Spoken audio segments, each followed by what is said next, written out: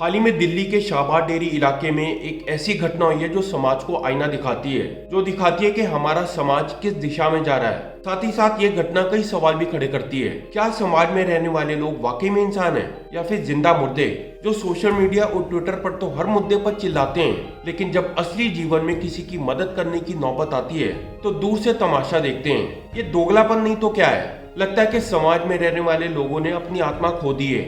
ये घटना दिल्ली में रोहिणी के शाहबाद डेरी इलाके में हुई, जो देश के सुप्रीम कोर्ट से सिर्फ 20 किलोमीटर और नई पार्लियामेंट से 32 किलोमीटर दूर है।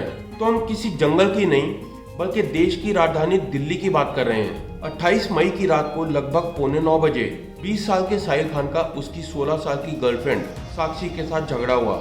जब साक्षी वहां से जाने लगी तब साहिल खान ने अचानक से उस पर हमला कर दिया और लगातार 10 मिनट तक उसे एक दीवार के साथ पिन करके एक खंजर से गोदता रहा। पोस्टमार्टम रिपोर्ट में पता चला है कि साहिल खान ने साक्षी पर 21 बार वार किया, 3 बार उसके मुंह और पेट पर लात मारी और 5 बार एक बड़े पत्थर से उसके सिर और खोपड़ी को कुचलकर उसकी हत्या कर दी। ये सारा खूनी खेल 10 मिनट तक चलता रहा, खुलेआम चलता रहा, सबके सामने चलता रहा। वहां पर लगे सीसीटीवी कैमरे में बीच बीच में साहिल खान अपना पोज बनाता रहा। हैरानी की बात तो यह है कि जिस वक्त साहिल खान साक्षी का बेरहमी से कत्ल कर रहा था, उसी वक्त 17-18 लोग वहां से गुजर रहे थे। सभी ने इस मर्डर को होते हुए देखा, लेकिन किसी ने भी इसे रोकने की कोशिश नहीं की सिवाय एक के। लेकिन उसे भी साहिल ने अपने चाकू से डरा दिया और उसे पीछे हटना पड़ा। साक्षी को मारने के बाद साहिल खान ने अपना फोन स्विच ऑफ कर दिया और वो बुलंदशहर चला गया, मगर वहां पर जाकर इससे गलती हो गई। इसने अपने पिता को फोन कर लिया और पुलिस ने 24 घंटे के अंदर इस राक्षस को, इस मॉन्स्टर को अरेस्ट कर लिया।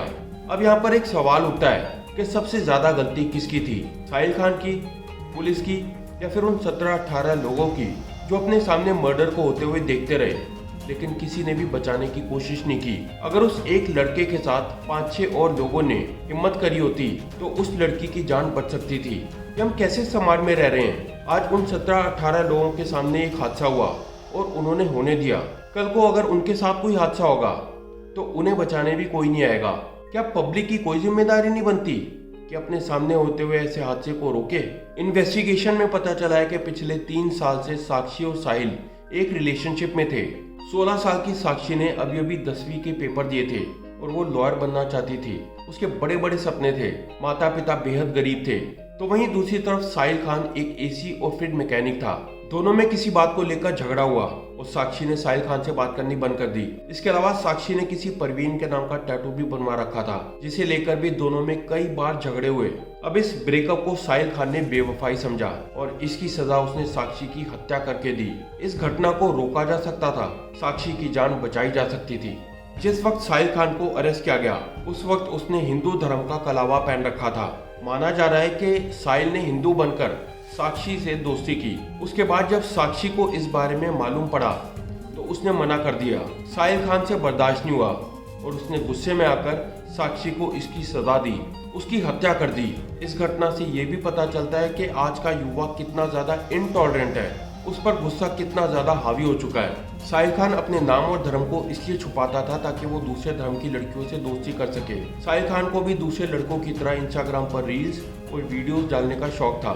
उसके इंस्टाग्राम अकाउंट पर डेली वीडियोस को देखकर उसकी अपराध वाली मानसिकता के बारे में पता चलता है। कुछ रील्स में उसने हिंदू धर्म का कलावा डाल रखा है तो कुछ में उसने अपने गले में रुद्राक्ष की माला पहनी हुई है। वहीं कुछ रील्स में वो गन कल्चर को भी प्रमोट कर रहा है। दिल्ली को दिल वालों का शहर कहा जाता है, मगर ये घटना बताती है कि दिल्ली अब पत्थर दिल वालों की दिल्ली बन चुकी है। यहाँ पर लोगों का दिल तो धड़क रहा है, वो सांसें भी ले रहे हैं, मगर समाज के तौर पर सभी मर चुके हैं। यही कारण है कि पिछले कुछ सालों में देश के high profile crime cases Delhi में ही हुए हैं, फिर चाहे वो निर्भया रेप केस हो, श्रद्धा मर्डर केस या फिर अब साक्षी मर्डर केस। ये बात सिर्फ दिल्ली की नहीं है। कुछ दिन पहले छत्तीसगढ़ के रायपुर में एक 47 साल के आदमी ने 16 साल की लड़की के आगे शादी का प्रस्ताव रखा। जब लड़की ने मना कर दिया तो उस आदमी ने बीच सड़क पर लड़की को पीटना शुरू कर दिया। उसके बाद उसे घसीटता हुआ सड़क के बीच में जुलूस निकालते हुए ले गया। तब भी बहुत से लोग देखते रहे। आदमी के हाथ में चाकू था, किसी ने भी मदद करने की कोशिश नहीं की। फिल्मों में आपने कई बार देखा होगा कि जब भी कोई गुंडा किसी लड़की को परेशान करता है या फिर छेड़ता है तो हीरो की एंट्री होती है। हीरो अकेले अपने दम पर सभी गुंडों को मारता है और लड़की को बचाता है। मगर सच्चाई कड़वी होती है। असल जिंदगी में ऐसा नहीं होता। हकीकत में ऐसी घटनाओं पर समाज मुर्दा बन जाता है। किसी के पास ना ही टाइम है और ना ही हिम्मत। कानूनी तौर पर इन लोगों का कोई भी दोष नहीं, मगर नैतिक तौर पर ये लोग भी उतने ही जिम्मेदार है जितना साहिल खान। ये घटना समाज में पनप रही कई और बुराइयों से भी पर्दा उठाती है। जैसे आज कई छोटी छोटी लड़कियां अपने रिलेशनशिप्स के पीछे अपने घरों को छोड़ रही हैं, जैसा श्रद्धा मर्डर केस में देखने को मिला। अगर आप इस केस के बारे में नहीं जानते तो मेरा ये वीडियो जाके देख सकते हैं। जब साक्षी का मर्डर हुआ तो वो भी अपनी एक दोस्त नीतू के घर में थी, जिसका पति कुछ दिनों से जेल में था। साहिल उसी के घर के बाहर साक्षी का आधे घंटे से इंतजार कर रहा था और जैसी साक्षी बाहर आई, साहिल ने उस पर हमला शुरू कर दिया। समाज में लड़कियों को ना बोलने का अधिकार नहीं है। अगर कोई लड़की अपनी मर्जी से किसी रिलेशनशिप से बाहर निकलना चाहती है या किसी लड़के को ना बोलना चाहती है तो उस लड़के को लगता है कि उसके साथ बेवफाई हो रही है और उस लड़की को सजा देना या उसकी हत्या करना उसका अधिकार है। क्या ये सोच सही है? हमारे देश का युवा वाईफाई और बेवफाई के दलदल में पूरी तरह से फंस चुका है। आज रिलेशनशिप्स ड्रग्स की तरह हो चुके हैं और ये ड्रग डीलर्स हैं सोशल मीडिया और डेटिंग एप्स, जो आपको ऑनलाइन फूड डिलीवरी से भी जल्दी एक ऑनलाइन रिलेशनशिप की गारंटी देते हैं। हर 5 में से 3 युवा एक रिलेशनशिप में हैं। ये जितने भी रिलेशनशिप्स होते हैं ये कैजुअल होते हैं, मगर कुछ लड़के इन्हें सीरियसली ले लेते हैं और जब इनसे ब्रेकअप की बात की जाती है तो ये अपने आप को कत्ल करने से भी नहीं रोक पाते। रिलेशनशिप्स और ब्रेकअप्स की वजह से मर्डर्स और सुसाइड रेट्स में लगातार बढ़ोतरी हो रही है।